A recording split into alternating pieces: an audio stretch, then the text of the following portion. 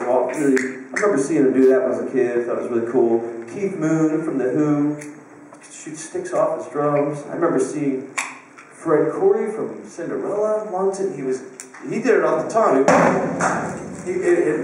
And I was like, whoa, that was cool, you know? So it was always like, you know, us drummers, we all have little goofy things we do. We have, you know, we have spins, we have, you know, this, you know, we all got our little spins, we have these, you know, we have like tricks we do, we have the marching drummers, or, you know, playing,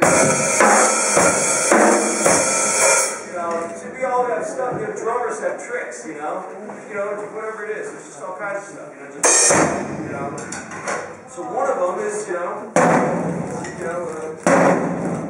popping a stick. So it's just something that we, you know, drummers, we do it, right? You're sitting behind a drum set, you're spinning your stick, you're whatever you're doing, you're working on just stuff that you're not playing in your band, but you're a drummer, so you're always fiddling around, and sometimes one of those things would be like that, you know? So, but to do it, to answer your question, I just started doing it live because it was funny. You know, you're boom, pop, and you know, and you keep playing with your left hand, and then you catch the stick. You know, hopefully it comes straight down. You know, it just looked cool. I mean, the drummers that I saw do it, I thought it was just cool to have a stick pop out of nowhere, and you know, hopefully you catch it. So he was just saying, how do you do it? And you really just throw the stick at the drum, and you hope it shoots up. But you hit the tip first, kind of on the head, and then immediately after the rim, you hit the rim with the shaft. So it's kind of like a flam between the tip and the shaft. So it'd be like, but really fast, and hopefully you just kind of throw it, but you know, so I think as long as you hit the tip first. I don't really like doing it on the snare. I've never, because I really think it's just gonna hit you in the face. You know, I don't even want to try it now, you know, but off of, you know, that's cool. You don't have to worry so much. But I have had a stick break. Then that stick broke in half, the broken part, right there, and I'm playing, and I felt like somebody came behind me and punched me, you know, but you gotta keep playing it. As a drummer, you can't stop and go, oh, hold on everybody, I broke a stick and it hit me, you know. You just gotta go, you know, and keep playing, you know. But that's the chance you take. You know, like anything, things happen, you know. We all trip here and there, we all fall somewhere. Something's gonna happen behind the drums. You're gonna hit a cymbal with your knuckles, you know.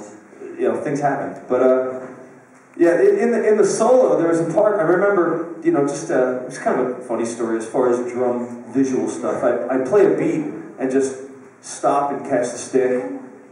Play a beat, catch, you know, pop the stick and stuff. But then I started trying to do the popping, pop the stick without catching it. Just let it keep going. You know, like I'd have to do it with. I gotta use two hands to do it. But you know, you can kind of like go like.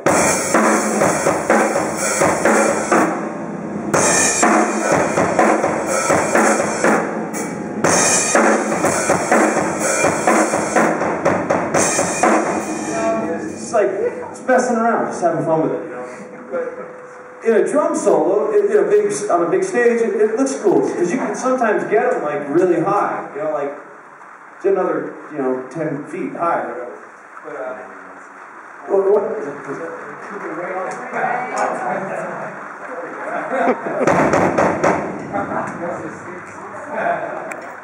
Yeah, there's some rain for you.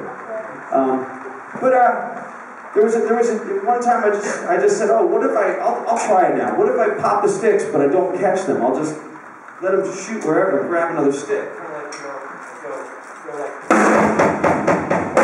of like a triplet phrase, like.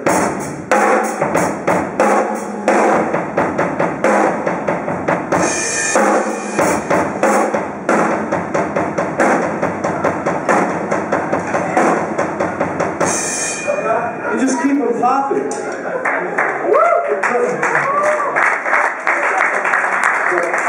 On a big stage, when you're doing that with the lights and stuff, you know, people, whoa, you know, what's going on? It looks like there's fireworks, you know. It just, so you try and make your you know, drum solos have some sort of, you know, do some cool drum stuff. You want to, you know, I want to play some cool drum things, but at the same time, have some fun, because there's people out there that, you know, they're not drummers. They want to come to a rock show and see some stuff too. You know, that's, you know, that you know, they might, you know, find more interesting than paradiddles. You know, we might think, you know, speedy paradiddles are cool, you know, but there's other people that don't care. You know, they want to see.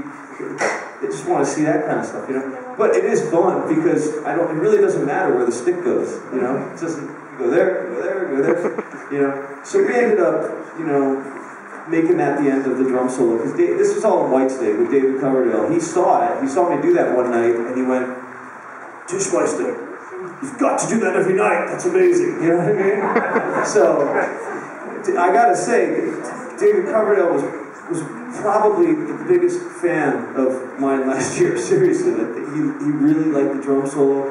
He would, I mean, it got pretty crazy. It got like talking to drummers now. I'm kind of like, you know, it's got nothing to do with drums, but it's just entertaining. But when your boss, the boss, you know, the head of Whitesnake, the guy who started the band, is telling you to play longer and do more stuff, that's pretty cool. You know what I mean? So I just did that, and then we ended up choosing a purple fluorescent light, and we put green green duct tape, like a spiral around these sticks, and we'd have 12 sticks, and I would only use them for the drum solo. So when I went into the beat, you know, to start that section, the light guy knew to make the lights purple, and all of a sudden I pick up those green sticks, and it looked just cool. All of a sudden it looked fluorescent crazy, you know, and so you make sure you're swinging your sticks more. And then you pop them, and they're just, it's visually, it just looks really cool. It just looks like, kind of like drum fireworks, you know? And, but instead of just doing that, I tried to make it, you know, basically rip off some kind of like Bond rhythm. So all you're doing is going, but it's giving you enough time to grab a stick, which is a technique in itself, just to make sure you pop it and grab the other one and pop it, and, you know, yeah, I never really worked on it, just started doing it, but it was, that's cool. It's getting loud. Yeah, so it was just fun. It was just a fun thing to do, and that was one side of the visual thing. And then David actually said to me, he walked in, "Tishmaster, when we go to Japan, you have to use chopsticks in your drum solo." And I was like, that's awesome. I'm like, I'm gonna, because, alright, what drummers haven't taken chopsticks and played with them on a table, and when you hold them tight, you know how they make that flanger sound? I see if I can do it. Pretend you can do it with any kind of wood, really.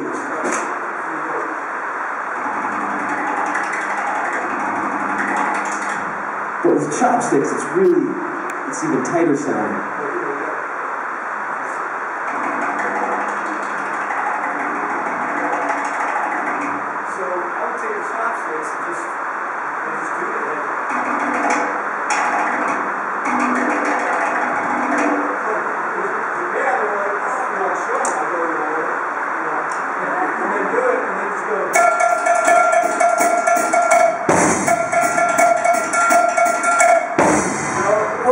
You know, I eventually go, you know, like that, and they just liked it because it was chopsticks, you know. But this was like, you first do some of your solo.